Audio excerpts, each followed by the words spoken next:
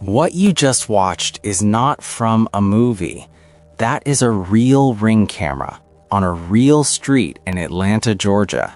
And the woman screaming is 32-year-old Courtney Reese, a mother of 4 in the final seconds of her life. And the man pointing that gun at her is someone she used to love. What drove him to that moment is something the police never officially confirmed, but once you hear what the streets are saying, you will understand why this case spread far beyond Atlanta and never really left people's minds. Before we get into the night that took Courtney away from this world, you need to know who she actually was, because this story is not just about how she died. It is about what kind of woman she was while she was still here, and why the people who loved her are still struggling to make peace with losing her.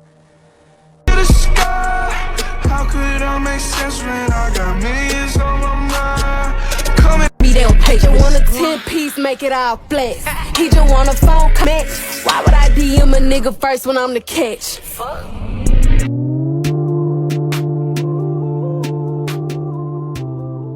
Courtney Reese Dupree was born on February 14th, 1992, right on Valentine's Day, and everyone who knew her says that felt fitting, because she was genuinely the kind of person who made everyone around her feel good just by walking into the room. So you put that shit on good? I put that shit on. You put that shit on for real? I put it on for real. True. I made this shit. Real shit. Let a young nigga come in and you stroke your throat till I make you choke. She grew up in Southeast Atlanta in a big, tight family with her parents, James and Sheba, her sisters, Lena, Taniqua, and Symmetria, and a brother. Let me find one. My stomach and started turning knots. Thank you, Mom. I'm nervous. My heart. Nicole, can you poke it for me? Okay. Be careful though, cause it's powder everywhere. Yeah, your mama gave me a pen. I'm ready. I'm always ready.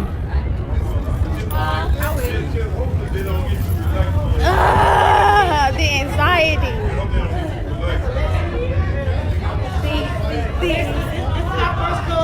I be talking to her on Facebook. You know, Kiki and the biggest too. Huh? The biggest too. The blue and red. I ain't having twins. I know that's real. I don't know why y'all keep saying that.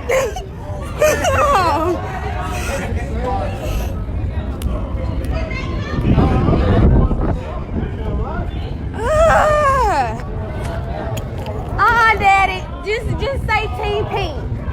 Just say Team Pink. No, you need to say that. What are you doing? Whose side are you on?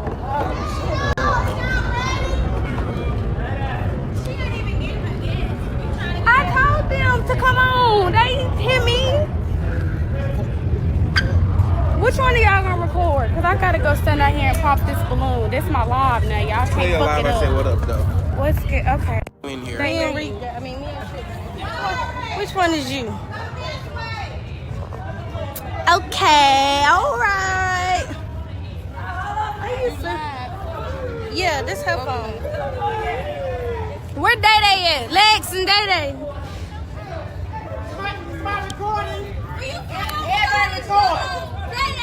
With all the yellow.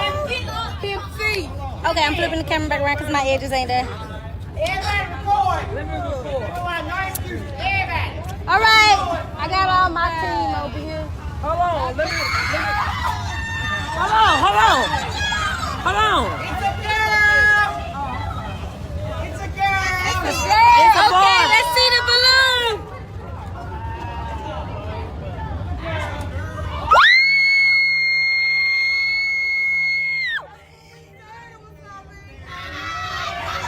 Yes! Team girl! Team girl, yes! Team girl, y'all see me? Fuck her. My niece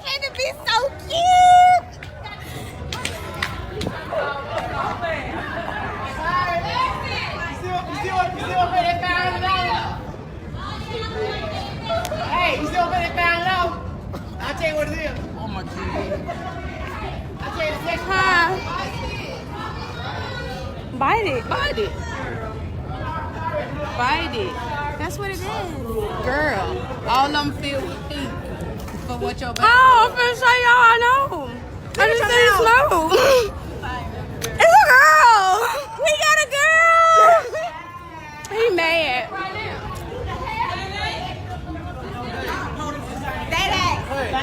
Oh, you mad about your child? You mad? Let's do the interview. He's mad. Gwen wants you. He's mad, y'all. So you're mad about your child? Like, how you feel about Say this this bill? on live. Time to get a pistol license. I already told her. If it's a girl, I got to get a pistol license.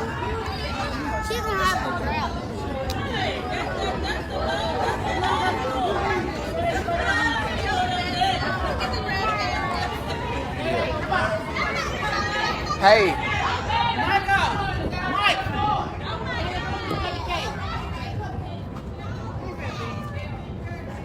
Here. You got your phone.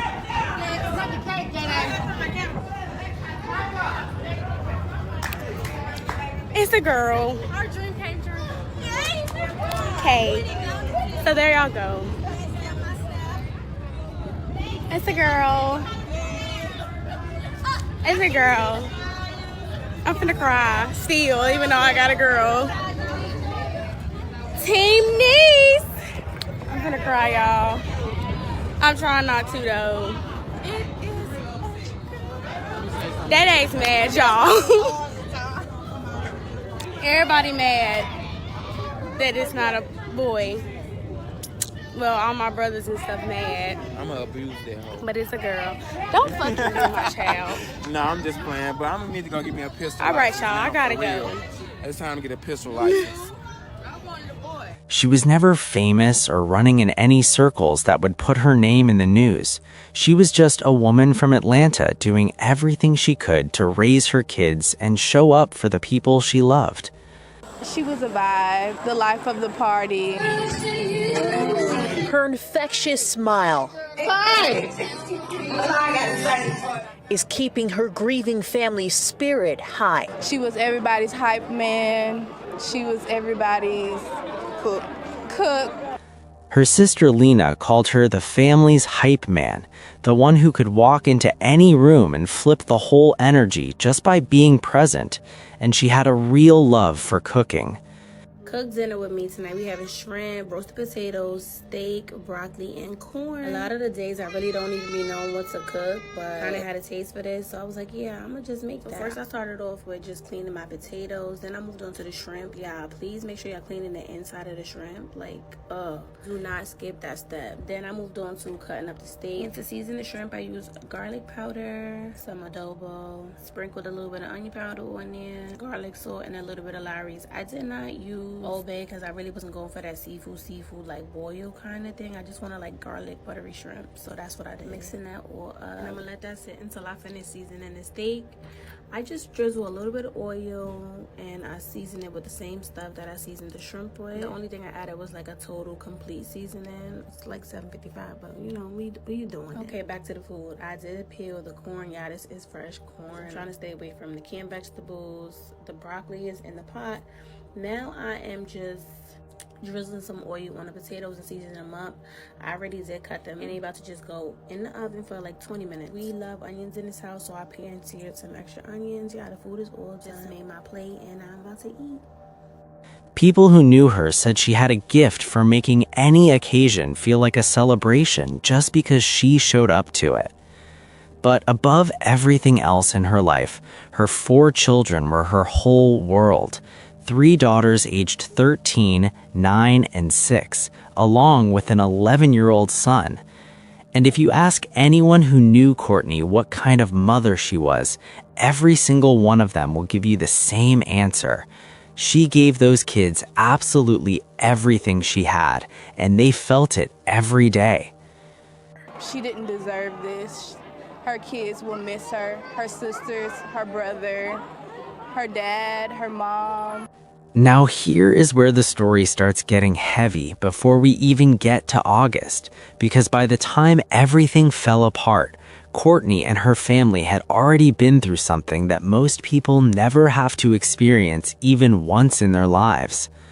Just 3 months before Courtney was killed, her younger sister Symetria Edwards McCord was shot and killed by a stray bullet at a family repast in DeKalb County on May 24, 2024.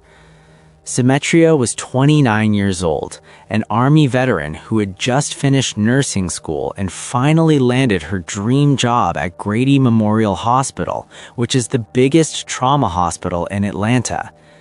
She had only been there a matter of days when someone opened fire at a gathering happening down the street from where the family was already mourning another relative, and a stray bullet found her standing in the crowd.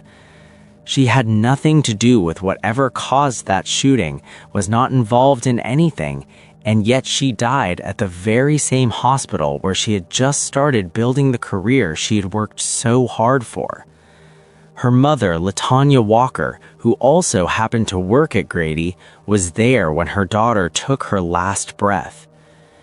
A 16-year-old suspect was eventually arrested in October 2024 for Symetria's murder, 5 months after she died. But by the time that arrest happened, the family had already been hit with something that made that pain feel even deeper. I have relief tonight for a Henry County mother who lost her daughter to gun violence. Symetria Edwards McCord died in May in DeKalb County. She was just 29 years old. Atlanta News First Bridget Spencer is live from DeKalb County Police South Precinct now. And Bridget, police believe they found the person responsible. Right. Police tell me they arrested a 16-year-old suspect in this case. I spoke to Symetria's mother earlier today. She is breathing a sigh of relief and hoping to get justice for her daughter. Sweet boy. LaTanya Walker now only has precious memories and photos to cherish. All of her daughter, Symetria Edwards McCord. Full of life, smiles, serious when needed to be, oh my God, and silly when she wanted to be. Back in May, the 29-year-old Army veteran and new nurse had just began a job at Grady Hospital, also where her mother worked. She moved home because she wanted to serve here. Monday, she began working at Grady Memorial Hospital. She was doing the orientation type stuff. And on Friday, she was gone. Symetria was shot and killed at a repast for her great uncle. I immediately ran downstairs to the emergency department. Upon her arrival, there I was. And after 5 agonizing months, DeKalb police announcing this week they've charged a 16-year-old for her murder. All I could do was just drop down to my knees, thanking God. The arrest may not bring Symetria back, but her mother is just thankful to investigators, and she feels it's a step toward justice for her daughter. Remember her smiles, her laughter. Remember her hard work, you know? Just remember that and keep it dear to heart. So when August came around and Courtney was still very much in the middle of grieving her sister, carrying that weight, while Courtney tried to hold her children together and keep showing up as the backbone of her family, there was already a man in the background of her life who was about to change everything.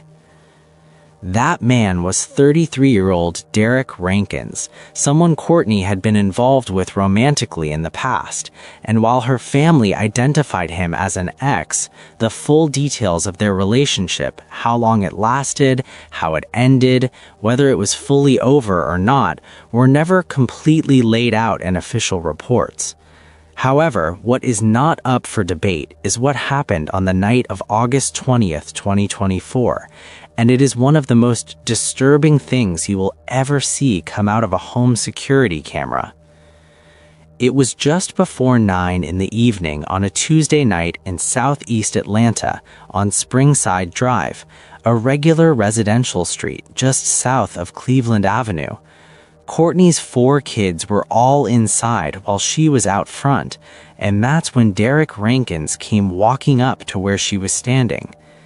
A neighbor's Ring doorbell camera was running the whole time, and the footage, which only lasts about 27 seconds, captured a tall figure dressed completely in white hooded sweatshirt and all, walking directly toward Courtney as she stood outside. You can hear her voice in the recording, and she wasn't arguing, wasn't threatening him, wasn't doing anything aggressive at all. She was pleading with him. In a video too graphic to play, Courtney pleads with someone before shots are fired. That person ran away. She kept saying the word no as Rankins raised his weapon. He fired at least 10 shots into her, continuing to shoot even after she had already collapsed to the ground, before he finally turned and walked away down the driveway and disappeared into the night. Courtney was still dying in front of the home where her children were sitting inside.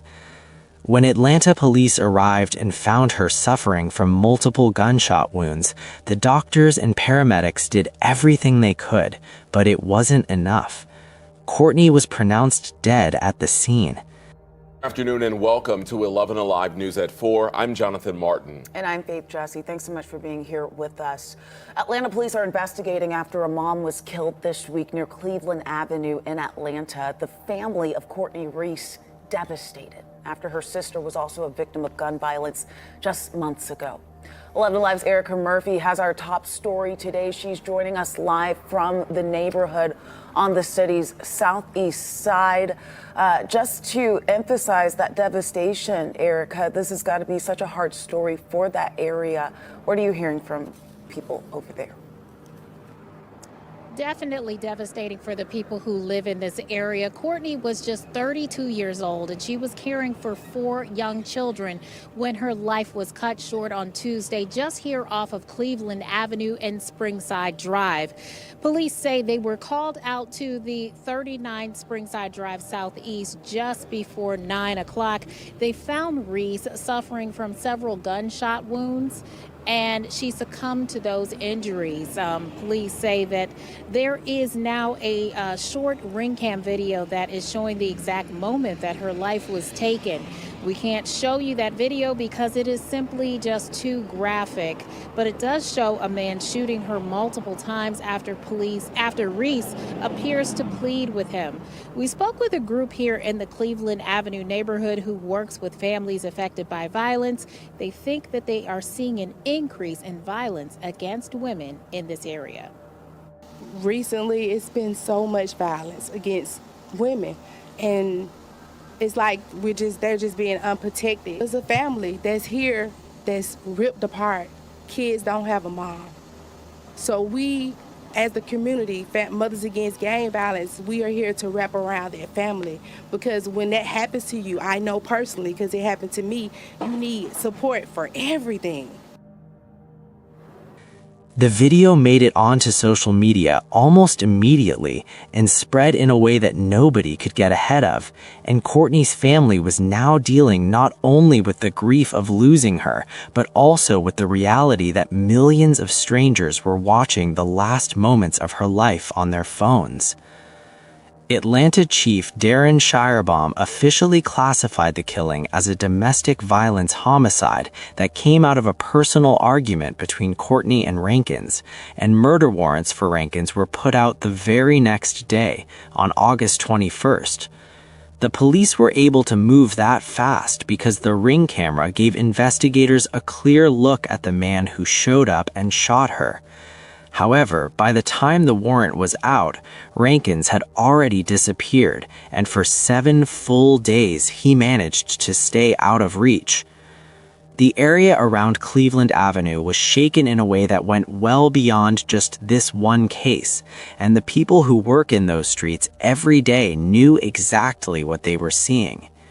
Violence interrupter Dr. Travis Barber, who operates in that part of Atlanta, said the neighborhood was personal to him long before Courtney's name ever came up, because he had already lost people he loved in those same blocks. I know everything about Cleveland, and I lost a cousin over there as well as some friends. Hearing about Reese's slaying is concerning to Barber. It's no control over the gun laws. There's no control over the mental health patients. It's everybody's just going around like we're in the Wild Wild West. Community member Paulette Smith, who had already buried her own son to gun violence, came out to be with Courtney's family in those early days after the murder, part of a community that understood firsthand what this kind of loss actually feels like. There's a family that's here that's ripped apart. Kids don't have a mom. So we, as the community, Mothers Against Gang Violence, we are here to wrap around that family. Around the same time, Courtney's sister Taniqua set up a GoFundMe to cover the funeral costs and try to make sure the 4 children Courtney left behind had some kind of foundation to stand on. And in the description she wrote, "My sister was taken away. Never in a million years did we think we would have to be going through the most tragic thing ever." The goal was $50,000, and the family needed support in every way a family can need after losing the person they had all been built around. 7 days after Courtney was killed, the Southeastern Fugitive Task Force finally got a location on Rankins. He was holed up at a home on Linden Lane and Stockbridge out in Henry County, and on the morning of August 27, 2024, they moved on that address. The operation kicked off around 11:50 in the morning. The task force moved up to the house, and the instant Rankins understood they were there to take him in, he opened fire on them. To get back to breaking news we've been following involving an Atlanta police officer shot today. So we heard from Molly Oak. Now we want to head out to 11 Alive's Joe Ripley, who is live at Grady Hospital. Joe, any update on this officer's condition?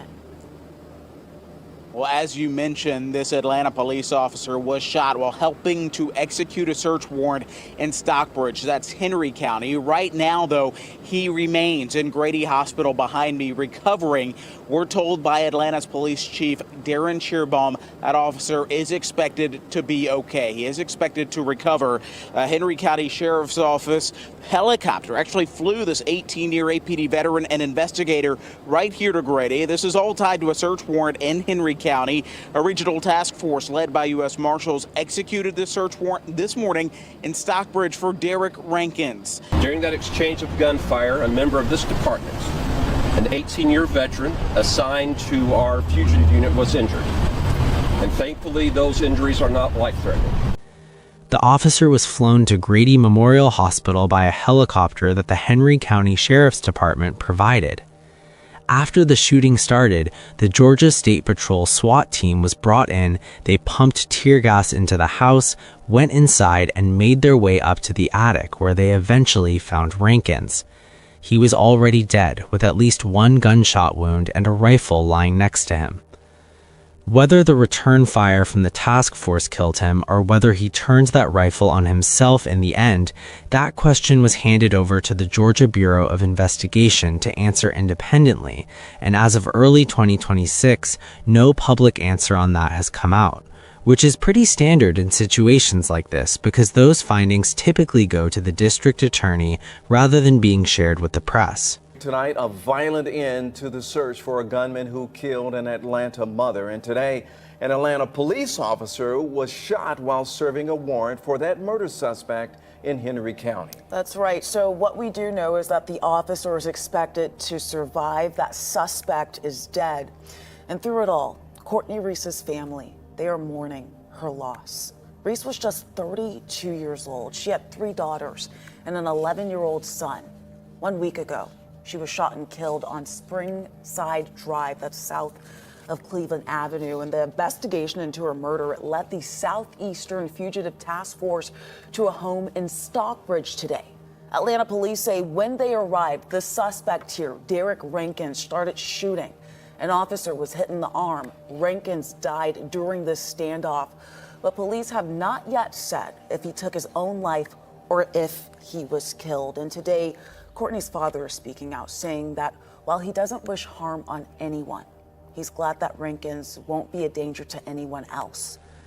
Later that same afternoon, Atlanta Police Chief Darren Shearbaum stood outside Grady Hospital and held a press conference with the U.S. Marshal, the Henry County Sheriff, and Georgia State Patrol, all present around him. Well, good afternoon, everyone. Thank you so much for coming out so we could update the citizens of Atlanta on what transpired today and the condition of their police officer. Back on August the 20th, the city experienced the loss of one of the citizens in a domestic violence-motivated homicide. We lost on that day Courtney Reese. The very next day, the Atlanta Police Department issued arrest warrants for a Derek Rankins, who we knew to be very dangerous and posing a threat to this community. This morning, the Southeastern Fugitive Task Force, led by the U.S. Marshals, which is comprised of members of the Atlanta Police Department, as well as the Georgia State Patrol, went to a location in Stockbridge, Georgia, where we believe Mr. Rankins to be held up. At that location, Mr. Rankins opened fire on members of the Fugitive Task Force.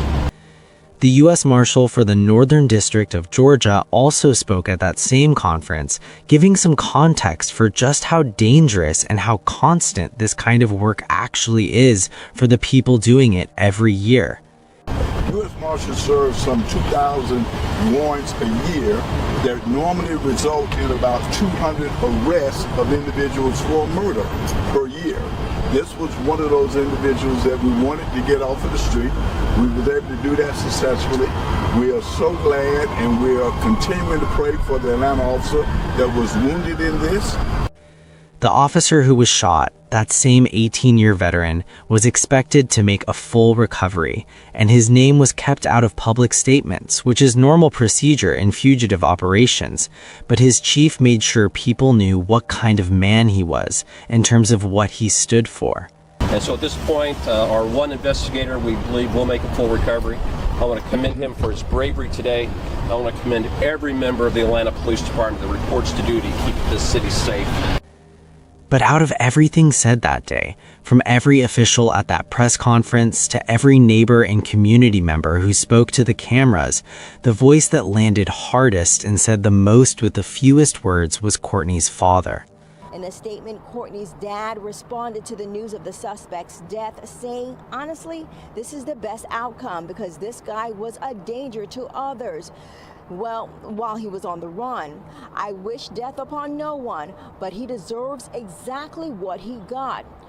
The family held a vigil for Courtney in the days right after she was killed, filling the space with purple balloons, candles, and music, the kind of gathering that felt like something she herself would have organized for someone she loved. And the community showed up around her family the way people do when the loss is simply too large for one family to hold on their own. Courtney Reese remembered tonight with purple balloons, music, and love. It's a party. It's a celebration like she would have had any other day. Lena is Courtney's older sister. She didn't deserve this. Her kids will miss her. Her sisters, her brother, her dad, her mom. A viewing was held in Forest Park, and her funeral followed the next day, with the GoFundMe that Taniqua had put together eventually drawing donations from people all across the country who had seen the news and wanted to do something real and tangible for the 4 children Courtney left behind. When you take a step back and really look at what this family went through in just 3 months of 2024, it is genuinely hard to describe without it sounding like something you put together to make a point, rather than something that actually happens to real people. In May, they buried Symmetria, and in August, they buried Courtney. The authorities confirmed that these 2 deaths had absolutely nothing to do with each other, which somehow makes it even harder to sit with, because it means this was not a family caught up in some kind of ongoing situation. They were just living, and violence came for them twice, from 2 completely different directions within the same summer. Their parents, James and Sheba, their surviving sisters, and their brother, all of them are still here, still raising Courtney's kids, still trying to find language to explain to those children what happened and why, and still carrying the weight of 2 funerals in a single year. The rumor about Rankins and what Courtney supposedly exposed was never officially confirmed by anyone in law enforcement. However, Chief Shearbaum did make a point of saying at the press conference that Rankins had no business having a gun, and he left it exactly there without outing anything else, which was a statement that a lot of people who followed this case closely decided to read into very carefully. What do you think about this case? Do you think Courtney probably saw some red flags? Let me know in the comment section. Also, click on one of the cards on your screen to see more videos like this. See you in the next one.